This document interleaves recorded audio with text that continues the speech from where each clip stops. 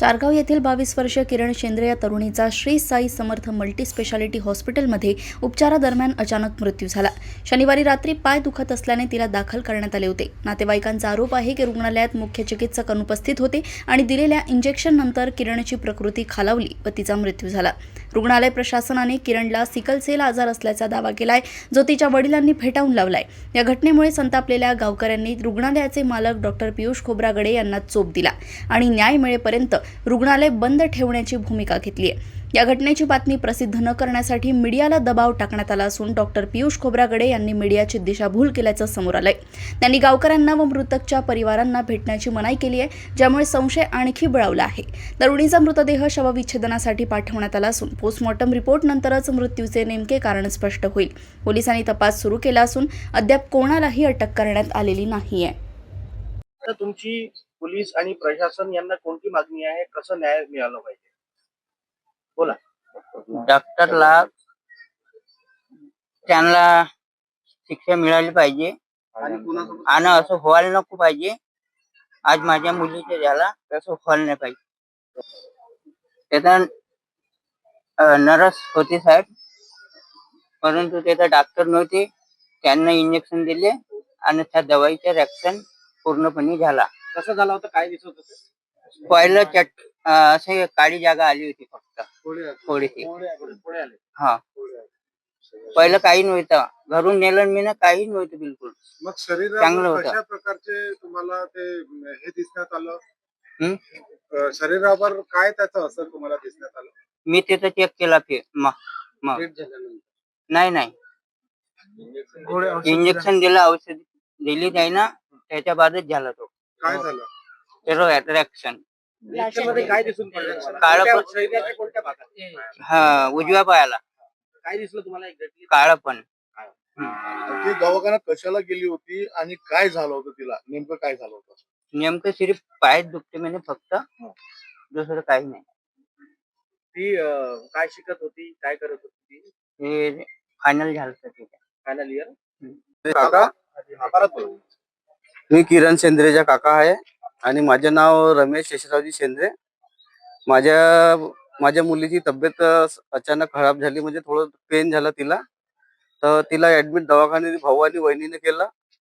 दोघांनी पण जेव्हा सुरुवातीला डॉक्टर होते तिथं ऍडमिट केलं तेव्हा, आणि नंतर नर्स आणि एक कंपाऊंडर, हरियाणाचे एक डॉक्टर हिंदी साइडर आहे सर तिथे, आणि त्याला मराठी समजत नाही। त्यानंतर यांनी 2-3दा विचारलं का डॉक्टरला बोलवा। डॉक्टर खाली आले नाही। डॉक्टरला सिस्टरला विचारलं भाऊनं, आणि वहिनी त्यांच्याकडे वारंवार जात असताना सिस्टर अशी सांगायची त्यांना की डॉक्टर नागपूरला गेले आहे। त्याच्यानंतर ते लोकांनी मग असं चालू राहिलं ते 2 वाजे 3 वाजेपर्यंत। त्याच्यानंतर ते बॉडी त्यांनी सलाईन लावली तिथं तिला। जेव्हा नेलं तेव्हा सलाईन लावली, इंजेक्शन गोळ्या वगैरे दिल्या तिला। त्याच्या आयसीयू मध्ये टाकून दिलं यांना अंदर आतमध्ये येऊ नाही दिलं यांना। आणि त्याच्यानंतर मग घाबरल्यासारखे झाले, तर यांना वाटलं का असं काही करावं बा। 4 वाजताच्या दरम्यान त्यांनी मला फोन केला। सकाळी 4च्या दरम्यान फोन झाला की काका, माझ्या पुतण्या होता ऋतिक त्यांच्यासोबत, आणि माझ्या पुतण्याने मला फोन केला की काका, आपली पोरगी गेली बा, असा मला कॉल आला। आणि मी लगेच तिथून आलो दवाखान्यामध्ये। तर डॉक्टर आले आणि त्यांना बोललो, मी विचारलं का असं का झालं बा, असं तुम्ही आम्हाला अगोदर का नाही कळवलं, असं बोललो मी त्या डॉक्टरला। तर डॉक्टर मध्ये माझी एवढी चूक झाली की मी तुम्हाला अगोदर नाही सांगितलं का हिला जास्त झालं बा, तुम्ही रेफर नाही केलं। मी म्हटलं डॉक्टरला की तुम्ही तिला का नाही रेफर, एवढी क्रिटिकल झाल्यानंतर तुम्ही का नाही केलं बा तिला रेफर? आम्ही नागपूरला नेलं असतं, कुठं पण नेलं असतं, म्हणजे असा घटना तर नसती घडली ना आमच्यासोबत। आता त्या हॉस्पिटल आणि डॉक्टर बद्दल काय हा, तर म्हणजे पियुष सरांची गलती, त्यांना असं सांगितलं आम्हाला की डॉक्टर म्हणे मला का माझी चुकी झाली सर, असे बोलले ते मला हॉस्पिटलच्या, सांगते रे मी तुम्हाला, ते बोलले। त्याच्यानंतर मी त्या डॉक्टरला 2-4 थापला मारल्या, खोटं बोलणार नाही, कारण म्हणजे माझ्या मुलीचा जीव गेला, माझी आत्मा फाटली ना सर। निष्काळजीपणा डॉक्टर करू कसा शकते, बरोबर ना? निष्काळजीपणा नाही जमत तर सर त्यांनी रेफर करायला पाहिजे होतं। त्यांना साधारण लोक आहे, वहिनी अशिक्षित आहे, भाऊ अशिक्षित आहे, त्यांना समजत नाही, त्यांनी तात्पुरतं त्याला बा दवाखान्यामध्ये नेऊनसाठी आम्ही वापस आणू हिला घरी अशा कारणाने नेलं. याने ऍडमिट ठेवलं, त्याला बा भरी होईल असं रातभर इथं ठेवा आता. आणि सकाळीच नर्स म्हणते का सकाळी भाऊला असे बोलले की तुम्हाला सकाळीच रेफर करू आम्ही. असा काही नियम आहे का सर? आता हा? त्या हॉस्पिटल आणि डॉक्टरच्या निष्काळजी. हा, माझी मागणी अशी आहे का त्या पोरीला असं जेणेकरून माझ्या मुलीसोबत झालं, जेणेकरून कोणाच्या मुलीवर असं किंवा कोणाच्या व्यक्तीवर असं व्हायला नको पाहिजे आणि डॉक्टरवर कारवाई व्हायला पाहिजे अशी आमची मागणी आहे. सर काय सांगाल, एक 22 वर्षीय मुलीचा जीव गेलेला आहे डॉक्टरांच्या हलगर्जीमुळे, आपण काय म्हणाल? मी सर्वप्रथम माझा परिचय देतो. मी कैलास राऊत, अध्यक्ष राज्यमंत्री दर्जा गोवारी योजना व अंमलबजावणी समिती, महाराष्ट्र शासन. आणि मला ही घटना माहीत झाल्यावर मी ताबडतोब आमचे कार्यकर्ते नागपूर रामटेकवरून इथं आलेले आहोत आणि त्याचबद्दल आता चौकशी काढत आम्ही सर्व माहिती घेतली. आणि माझ्या माहितीप्रमाणे जर एवढी मोठी घटना झाली, एक दुर्दैवी घटना आहे. आणि या घटनेचा सर्वप्रथम मी त्या डॉक्टरांचा निषेध करतो. या अशिक्षित आमच्या समाजाचे लोक जेव्हा दवाखान्यात गेले तेव्हा त्यांना कोणत्या पद्धतीचा उपचार पाहिजे होता किंवा मोठ्या दवाखान्यात रिफर करायचं होतं, त्यांनी डॉक्टरांनी यांना कळवायला पाहिजे होतं वेळेवर. यांना जेव्हा घटना घडली, मला वाटते 4-4:30ला मुलीचा डेथ झाली. त्यानंतर लगेच न सांगता थोड्या वेळाने सांगितलं. आणि पूर्व कल्पना जर दिली असती तर यांनी नागपूरला मोठ्या डॉक्टरकडे रेफर केलं असतं. आणि अशा प्रकारच्या दुर्दैवी घटना या एरियात आहेत. त्यामुळे हे अतिशय दुःखद घटना झालेली आहे. आणि नक्कीच मी शासनाच्या वतीने याची पण चौकशी काढून पोलीस विभागाला सुद्धा मी भेटणार आहोत आणि लगेच डॉक्टरांवर कडक कारवाईचा आदेश शासनातर्फे किंवा हे सर्व प्रकरण मान्य मुख्यमंत्री देवेंद्रजी फडणवीस आमचे नेते त्यांना सुद्धा मी हे कळवणार आहोत. या सर्व बाबीची मी दक्षता घेऊनच शासनाकडे कव्हर करणार आहोत. म्हणजे लेटर वगैरे, आणि याची चौकशी झाली पाहिजे, संबंधितावर कडक शासन झालं पाहिजे, जेणेकरून भविष्यात या एरियात मागासलेला आमचा आदिवासी बांधव आहे, इथं गोवारी झाला, गोंड झाला किंवा इतर लोक सर्व अशिक्षित किंवा फार शैक्षणिक प्रगती नसलेला हा पट्टा आहे आदिवासी बहुल. त्यामुळे या पट्ट्यात अशा प्रकारची घटना होऊ नये याची नक्कीच काळजी घेण्याकरता हे सर्व प्रकरण वरपर्यंत मी पोहोचण्याचा प्रयत्न करेन. धन्यवाद. हॉस्पिटलनी या प्रकरणाला कव्हर करण्यासाठी सिकल सेलचा एक वापर केलेला आहे बिमारीचा. तर याच्यावर काय सांगाल तुम्ही? आणि मुलीचे जे बाबा आहे त्यांनी नकारलेला आहे, तिला कोणती बिमारी नव्हती म्हणून.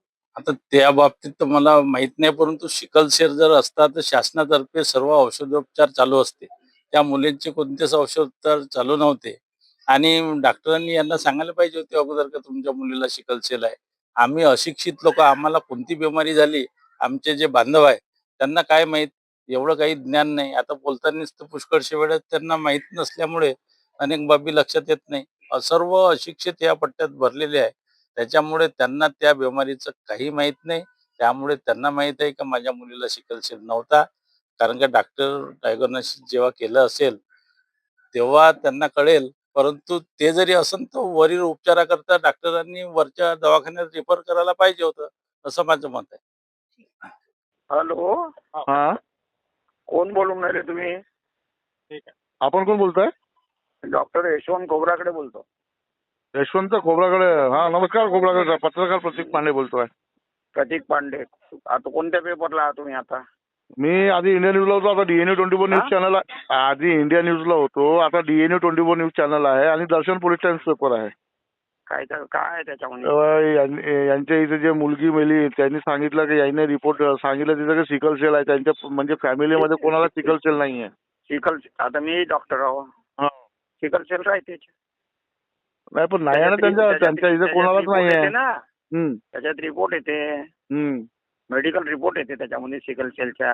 हो, पण रिपोर्ट मध्ये आता जेव्हा PM येईल तेव्हा समजेल ना. पण हे आहे ना, आपल्या मनालाच लावून टाकलं ना रिपोर्ट मध्ये की बाबा सिकल सेल होता म्हणून. हो ना, सिकल सेल असेल तेव्हाच ना ते नाही आहे. त्यांच्या फॅमिलीमध्ये आम्ही बाईट घेऊन आलो. हो, सर्व पोरग मेल्यावर सर्व कोणी बी असेच बोलत राहते, आहे की नाही? पोरं मेल्यावर तेच बोलते, कोणी बी घरचा पेशंट मेला तर मग तेच बोलते. तिला ताप होता आणि फक्त पाय दुखत होता त्याच्यासाठी ते गेली होती. आता मग आता ठीक आहे डॉक्टरने सर, मला सांगा, जेव्हा सिकल सेल होता तिनं एखाद्या गोष्टीनं एकदम मरून जाते का? मी काय म्हटलं, जेव्हा सिकल सेल होता सर, तर ते ताईनं जेव्हा समजलं त्याला ताईनं रेफर करून टाकायला पाहिजे होतं दुसरीकडे. हो, त्याच्यावर ते हे घेते, तुमका बघा हे, त्याच्या काय पण- परवानगी घेते, त्याच्या सह्या घेते. पण त्यांना विचारा ना, ते अवेलेबल होते का? डॉक्टर्स अवेलेबल नव्हते ना तिथं. अरे कोणी बी राहिलं तरी डॉक्टर, आता मेडिकलचे बी डॉक्टर आहेत का? नाही तर आपण मला हे सांगा, तर नर्स ट्रीटमेंट करते का? काही समजत नाही. नर्स ट्रीटमेंट करेल का सर? अरे कोणी आलं तर प्राथमिक ट्रीटमेंट करते, हा, कोणी आलं तर प्राथमिक पाहिजेच ना, कॅज्युअलिटी मध्ये प्राथमिकच पाहिजे. हॅलो सर, आवाज येतोय? हा येतोय बोला ना. सर मी थोरात सरांकडेच होतो. हा ठीक आहे, तर तिकडेच भेटून घेऊ आपण कुठे? पोलीस स्टेशनला. आता पोलीस स्टेशनला कसं आहे ना सर, आम्ही हॉस्पिटलमध्ये भेटतो ना. हॉस्पिटलमध्ये कसं आहे, माझे डॉक्टर साहेब होते, त्यांनी लॉक लावून ते चालले गेले. अच्छा. त्यामुळे आता मी पोलीस स्टेशनला, एक प्रॉपर जागा तीच आहे भेटण्यालायक, म्हणून तिथेच भेटून घेतो म्हटलं. थांबलो आम्ही, आता सकाळपासून जेवलो नाही सर मी या कामामध्ये. ओके, तर ठीक आहे सर, हो. तुम्ही 10 मिनिटं बस, पोहोचलोच आम्ही. ठीक आहे, मी पोलीस स्टेशनला थांबून हो. जातो. जी सर, या. हॅलो. Hello sir. हॅलो हा. सर. हा सर किती वेळ आहे अजून? बस सर, आता कसं आहे, तिथून निघाला बस 5 ते 7 मिनिटं लागेल मला. बस येऊनच राहिलो मी, रस्त्यातच आहे. सर कसं आहे, तुम्ही पण समजू शकता, ऍट प्रेझेंट मध्ये आमच्याकरता पार्सलनी आता सेफ नाही आहे. काही नाही, म्हणा नाही, किंवा काही काय- याच्याकरता. काही नाही होऊ शकत, तुम्ही टेन्शन घेऊ नका. आम्ही ते जिथे जे पीडित आहे ना, त्यांच्या घरूनच येऊन राहिलो आम्ही.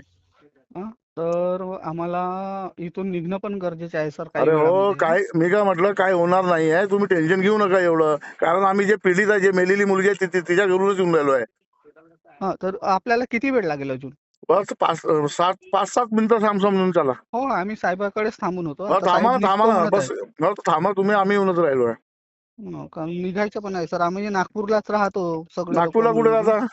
नागपूरला तर आम्ही सर इथं राहतो, काय म्हणते आपला दिघोरीला. दिगोरीला जाता? हो. तो इनको बिजनेस में बोलूं मिलने, नागपुर के बिजनेस में बोलूं मिलने. हमको तो किसी और ही थर्ड पर्सन का नाम पता, होम्योपैथी वाले का नहीं मालूम उसको. हॉस्पिटल मध्ये नाही का तुमचं भेटायचं?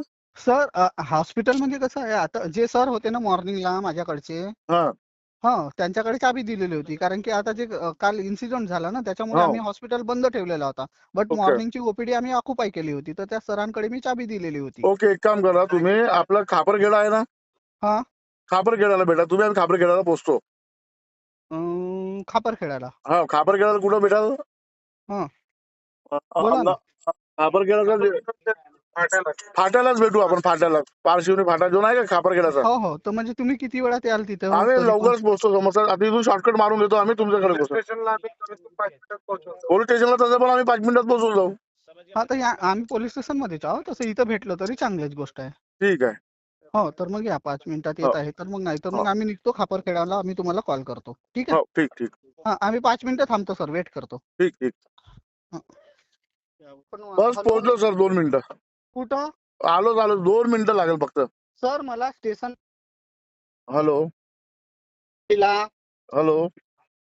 तुम्ही आणि किती पॉइंटला या सर तुम्ही आता? मग काय म्हटलं? अदरवाईज मला नाहीतर इथं भेटा, काय म्हणते दिघोरीला भेटा सर. कुठे? दिघोरीला भेटा. घरी किंवा भारेगाव टी पॉइंटला भेटा लगेच. मानेगाव टी पॉइंटला. चालेल. मानेगाव टी पॉइंट कुठे आहे? खापरखेडा. खापरखेडा, ठीक आहे. तुम्ही लोकेशन पाठवून द्या मला. एक्झॅक्ट कुठे आहे सर ते सांगा, बस तिथेच येतो आम्ही. अरे तुमच्याच मागे येतो आम्ही. बस 2 मिनिटं झाले पोहोचून, जास्त नाही, 2 मिनिट. आलो सर, बस 5 ते 7 मिनिटात पोहोचलो, रस्त्यातच आहे.